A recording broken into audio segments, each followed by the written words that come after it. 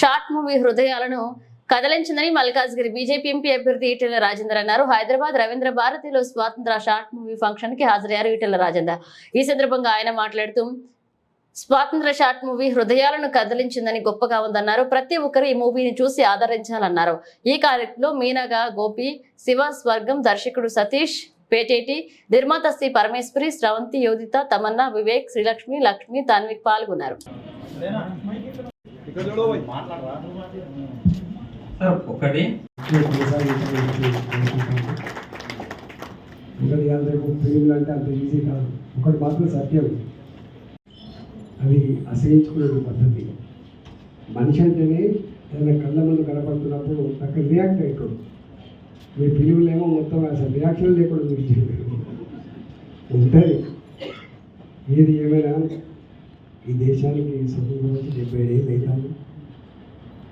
అప్పటికి ఇప్పటికీ మార్పు లేదు అనే దానికంటే మారుతూ ఇంకా మారవలసిన ఉన్నది.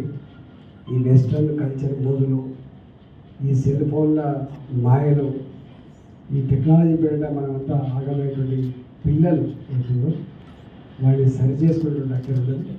ఈ గంజాయి, డ్రగ్స్, ఈ పెద్ద దూడలు, పిల్లలు చదువుకుని ఉన్న వాళ్ళకి మంచిగా ఇన్వాల్వ్ అంటే పనిలో ఇన్వాల్వ్ కాలేని పద్ధతులు మనకి దాచేసే ఆస్కారం ఉంది. వాటి మీద అలాంటి వాటి మీద మీరు షార్ట్ ఫిల్మ్ చేస్తే ఇక్కడ మంచిగా ఉంటారు. నేను చూసుకుని ఇక్కడే పిల్లలు ఉంటారు. ఒకప్పుడు కుటుంబాలు అంటే 10 మంది పిల్లలు, 10 మంది పిల్లలు ఉన్నప్పటికీ ఎక్కడ ఇట్లాంటి లేవు వాస్తవాలు.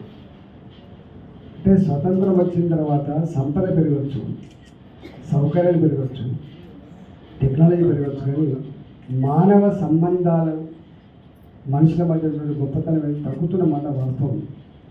ఇట్లాంటి వాటి మీద తప్పకుండా ఇలా డ్రగ్స్ మీద, గంజాయి మీద, సిగరెట్ల మీద, దౌర్జన్యాల మీద, దుర్మార్గాల మీద, ఇంకా జరుగుతున్న వాటి మీద తప్పకుండా మీరు చేయండి.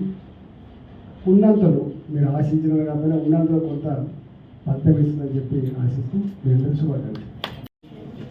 అనేక రుగ్మతల మీద, అనేక విష ప్రయోగాల మీద,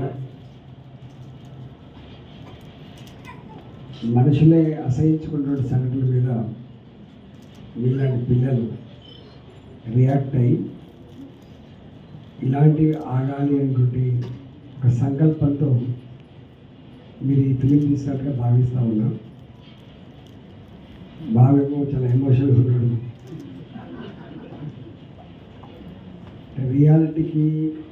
రియాలిటీకి సినిమాలకి కొంత మీరు చూపించే ప్రయత్నం చేస్తున్నప్పటికి కూడా మనం అనుకున్నంత సమాజం ఉంటే మనం ఇటు ఉండలేము. మనం కానీ చాలామంది మీలాంటి డైరెక్టర్లు, యాక్టర్లు, ఆలోచన పరులు ఈ సమాజంలో ఇలాంటి రుగ్మతలు దూరం చేయాల్సిన ప్రయత్నం